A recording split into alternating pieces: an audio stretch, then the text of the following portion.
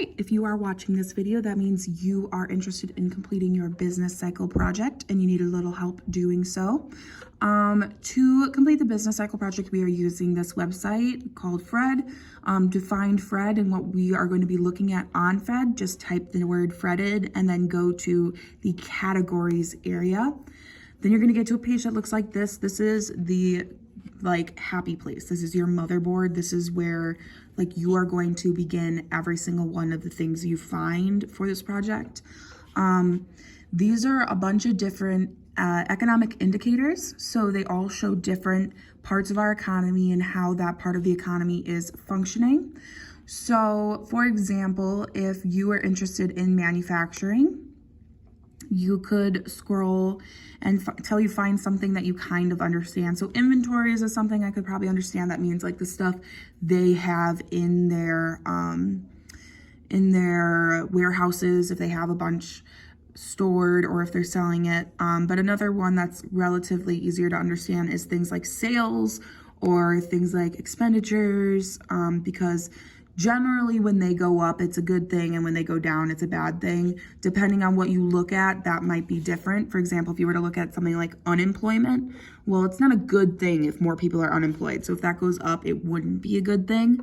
Then what you're gonna do when you get to a graph that you are kind of understanding, I know what manufacturer sales are, you can look it up. Manufacturer sales are just sales done by manufacturers. And when we look at our business cycle graph here, this is what you're going to be referencing to determine your answer for each of these.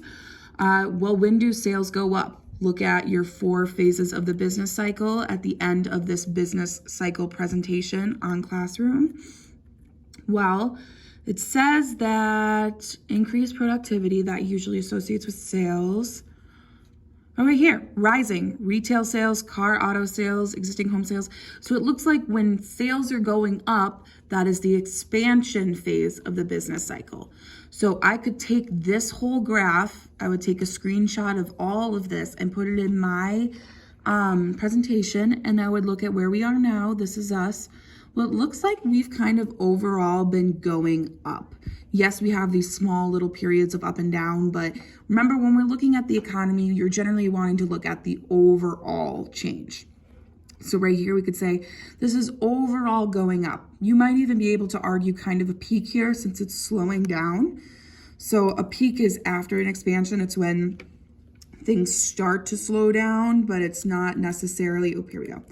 But it's not necessarily going down yet. It's like this little top of the roller coaster. Well, I think you can argue either of those for this. It's just going to depend on what you want to argue. And that's kind of what you're going to do for each of your economic indicators. You're going to find something that you feel is reflective of a phase that you think we're in, and you're going to find 10 of them. And all 10 of your economic indicators have to say the same thing. They all have to say peak, or they all have to say expansion, or they all have to say recession. Whatever it is, they all have to say the same thing. Here's an example of a really good one a student turned in. The first thing they did was manufacturing sales, the same one I did. We did this one as an example in class, so it's kind of a good, easy one to do. Here's another one, total construction spending in the United States. Well, if we're spending more money on construction, which it looks like in this graph we're doing, that's a good thing. Their reasoning is, this graph shows that we are in expansion because the total spending on construction is increasing. This means that we are in the expansion phase of the business cycle because we are spending more money to make improvements and build things. That is an excellent example of how to reason what this graph means, but also show what phase of the business cycle it means that we are in. So you are going to want 10 of these that all say the same thing. And then at the very end, you're going to give a little summary, and you have to give a picture of the business cycle graph. So go on Google, look up business cycle graph. There's a bunch of them. Pick whichever one speaks to you. A lot of people would put a little arrow or a circle pointing to which part of the phase they are in. And then give a little summary explaining what you found. So her summary was, we are currently in the expansion phase of the business cycle. I believe that within the next year, we'll have a peak and possibly begin a contraction phase since the peak won't last very long. My data says that everything is improving, that kind of thing. That is a good summary. You don't necessarily have to make a future prediction, but it's a really great way to add to your summary. I'm not super picky on what your summary covers as long as it kind of puts the cherry on top to all of your data and what you found. I would definitely want like a couple sentences or more here for a summary. But other than that, let me know if you have any questions.